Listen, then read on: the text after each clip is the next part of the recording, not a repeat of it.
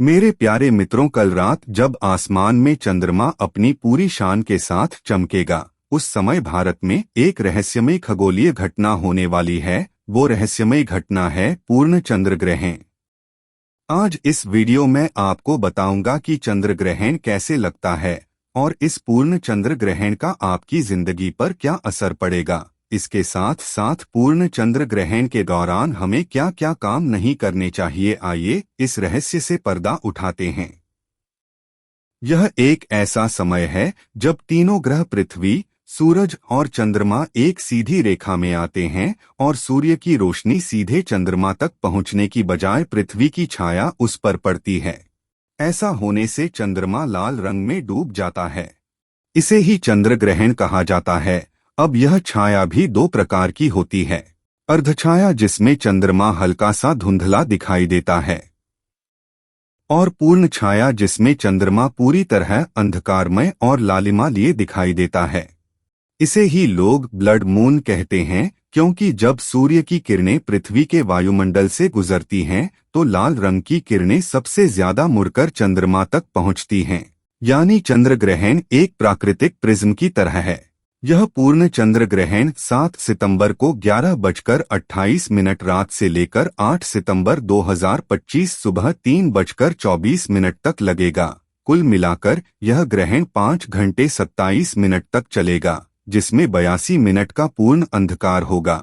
यह ग्रहण भारत में भी दिखाई देगा। चंद्र ग्रहण लगने की पूरी टाइमलाइन कुछ इस प्रकार से है। ग्रहण लगने से 9 घंटे पहले सूतक काल शुरू हो जाता है, यानी दोपहर 12:57 बजे से ही सूतक काल शुरू हो जाएगा। यह एक ऐसा समय भी है जब ज्योतिष शास्त्र के अनुसार कुछ सावधानियां बरतनी चाहिए। इस समय को ऊर्जात्मक दृष्टि से अस्थिर माना जाता है, क्योंकि हमारे शरीर और मन पर ग्रहण का असर इस समय सबसे अधिक होता है। इस समय भोजन, यात्रा, पूजा और शुभ कार्य वर्जित किए जाते हैं। ये नियम सिर्फ आस्था नहीं, बल्कि ऊर्जा और स्वास्थ्य दोनों से जुड़े हैं। एक तरफ विज्ञान इसे पृथ्वी और चंद्रमा का अद्भुत खेल मानता है, वहीं दूसरी ओर ज्योतिष इसे राहु केतु का प्रभाव और कर्मों का संकेत कहता है। पुरानी कथाओं में कहते हैं कि यह लाल रंग राहु और केतु के बदले का प्रतीक है। हिंदू पुराणों के अनुसार समुद्र मंथन के दौरान राहु एक असुर था जिसने अमृत चुराने की कोशिश की थी। जब सूर्य और चंद्रमा भगवान ने उसकी चोरी पकड़ी तो भगवान विष्णु ने अपने चक्र से उसका सिर धड़ से अलग कर दिया। लेकिन तब तक अमृत पीने के कारण राहु अमर हो चुका था और अब वह अपना बदला लेने के लिए सूर्य और चंद्रमा को निगलता है, और इसी वजह से चंद्र ग्रहण होता है। चंद्र ग्रहण का ज्योतिष के अनुसार भी बहुत महत्व है। ज्योतिष शास्त्र के अनुसार चंद्र ग्रहण एक शक्तिशाली खगोलीय घटना है जो न केवल पृथ्वी पर बल्कि हमारी रोजमर्रा की जिंदगी पर भी गहरा असर डाल सकती है। राहु और केतु, ये दो छाया ग्रह, इस समय चंद्रमा की शक्ति को कमजोर कर देते हैं, जिसके कारण इसका सीधा असर हमारे मन, भावनाओं और स्वास्थ्य पर पड़ता है। ज्योतिष शास्त्र में यह ग्रहण प्रत्येक राशि के विभिन्न भावों में पड़ता है, जिससे सकारात्मक या नकारात्मक प्रभाव पड़ते हैं। नीचे प्रत्येक राशि पर प्रभाव का सारांश दिया गया है, साथ में उपाय भी। यह कुंडली के आधार पर भिन्न हो सकता है, इसलिए व्यक्तिगत सलाह के लिए ज्योतिषी से संपर्क करें। मेष राशि वाले लोगों के लिए ग्रहण 11वें भाव में है, जो कि शुभ है। आपके कार्य में तनाव कम होगा। आपके प्रति उच्चाधिकारियों का रवैया सकारात्मक होगा। संपत्ति के मुद्दे सुलझेंगे, रिश्तेदारों से सहयोग मिलेगा, धार्मिक विचार बढ़ेंगे और स्वास्थ्य अच्छा रहेगा। उपाय: सुब्रह्मण्य अष्टकम का पाठ करें। वृषभ राशि वाले लोगों के लिए ग्रहण 10वें भाव में है। करियर, नौकरी और व्यवसाय में सावधानी बरतें। नौकरी पेशा लोगों को उच्चाधिकारियों का क्रोध झेलना पड़ सकता है, जिससे प्रतिष्ठा को खतरा हो सकता है और आपको आर्थिक हानि हो सकती है। विश्वासपात्र धोखा दे सकते हैं। उपाय: आदित्य हृदय स्तोत्र का पाठ करें। मिथुन राशि वाले लोगों के लिए ग्रहण 9वें भाव में है, जो अनुकूल है। भाग्य का पूरा साथ मिलेगा। विदेश यात्रा संभव। युवाओं को नौकरी के ऑफर मिल सकते हैं। परिवार के विवाद सुलझेंगे और परिवार से अच्छी खबरें मिलेंगी। उपाय: गणपति स्तोत्र का पाठ करें। कर्क राशि वाले लोगों के लिए ग्रहण 8वें भाव में है, जो कि उतार चढ़ाव ला सकता है। जीवन साथी से असहमति बनेगी। स्वास्थ्य समस्याएं आएंगी। पारिवारिक परेशानियां रहेंगी। मानसिक तनाव बना रहेगा। नए निर्णय या प्रयास टालें।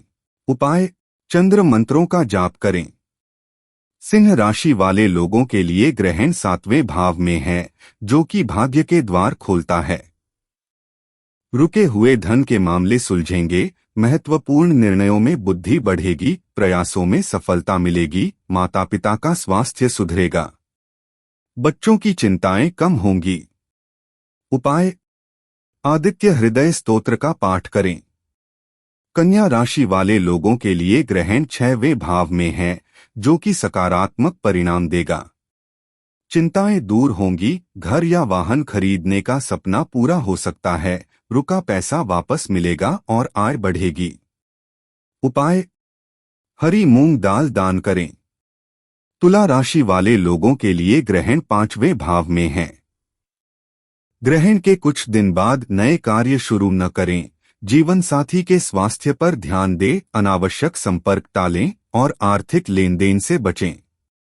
नौकरी पेशा लोग इस समय सतर्क रहें, लेकिन व्यवसाय में लाभ मिलेगा। उपाय: सुंदरकांड का पाठ करें।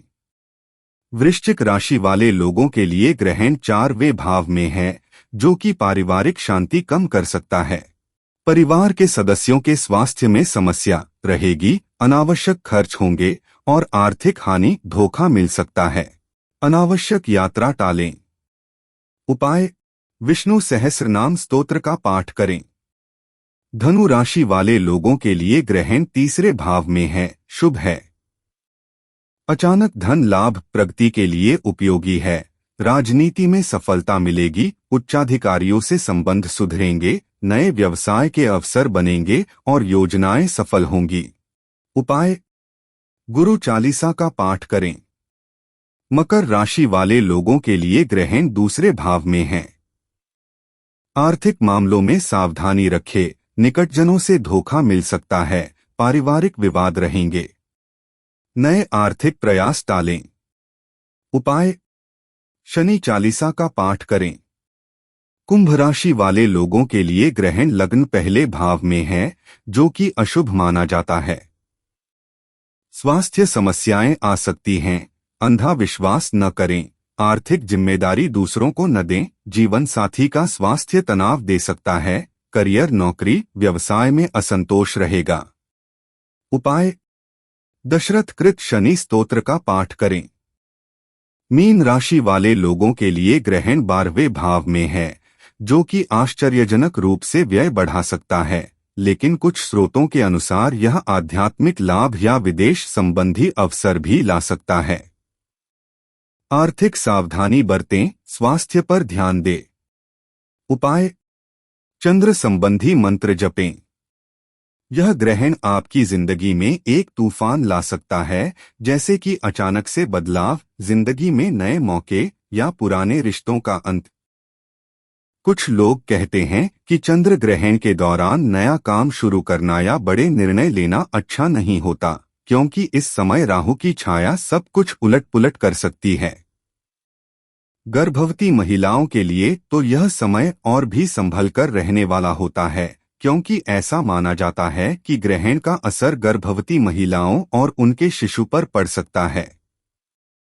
चंद्र ग्रहण के समय हिंदू संस्कृति में कुछ नियम और परंपराएं होती हैं, जो न केवल आपकी रक्षा करती हैं, बल्कि आपको इस शक्तिशाली समय का लाभ उठाने में भी मदद करती हैं। तो अब बात करते हैं कि आखिर इस समय क्या करना चाहिए और क्या नहीं करना चाहिए। चलिए जानते हैं। चंद्र ग्रहण के समय ध्यान, भजन और कीर्तन करें। आपके मन को शांति देगा और आपके मन को और स्थिर करेगा। और इसके साथ साथ चंद्रदेव के मंत्र जैसे कि सोम सोमाय नमः का जप करें और राहु और केतु के मंत्रों का जाप जैसे राहवे नमः ग्रहण के प्रभाव को कम कर सकता है। महर्षियों का मानना है कि ग्रहण के दौरान मंत्र जप का फल 100 गुना और दान का फल 1000 गुना बढ़ जाता है। इसलिए साधना के लिए यह समय बहुत ही शक्तिशाली होता है। कहा जाता है कि ग्रहण के दौरान हमारी अवचेतन शक्ति कई गुना बढ़ जाती है।